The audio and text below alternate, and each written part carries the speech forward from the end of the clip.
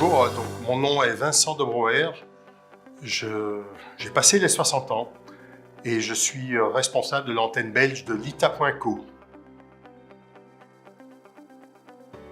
Alors Lita.co est ce qu'on appelle une plateforme participative, une plateforme de crowdfunding, mais qui a comme objectif particulier de ne financer que des sociétés, des projets ou des associations qui ont une valeur ajoutée sociétale forte, voire très forte.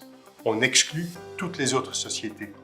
Ça a pour but donc de choisir ces sociétés, les analyser pour vérifier leur impact, mais également bien sûr leur pérennité financière, et ensuite proposer ces sociétés à l'investissement, à des investisseurs citoyens, particuliers ou éventuellement des institutionnels également.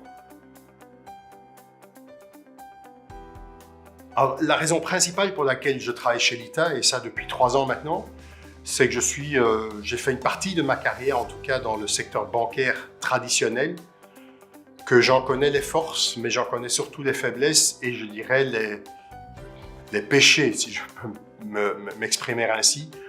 Je pense que le système doit changer, le système financier doit changer, les banques doivent se réorienter et Lita veut être un aiguillon qui amène les banques, les grosses banques, celles qui véritablement peuvent avoir un impact systémique sur la société, de peu à peu s'inspirer de ce que nous faisons pour, je dirais, adopter des approches similaires. Alors, la connaissance particulière nécessaire à notre métier est bien sûr une connaissance financière. Il faut comprendre un bilan, savoir lire, je dirais, un compte de résultats et avoir une appréciation assez rapide en un coup d'œil de ce que représente, je dirais, ce bilan comme valeur financière. Ensuite, il faut avoir une très grande sensibilité, je dirais, au niveau sociétal.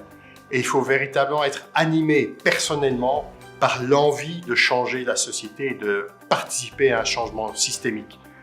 C'est malheureusement un profil qui se trouve assez difficilement, qui concilie les deux qualités, mais qui sont indispensables chez nous, sans quoi on risque de tomber dans un travers qui est soit de manque de rigueur financière, soit de manque d'attention sociétale.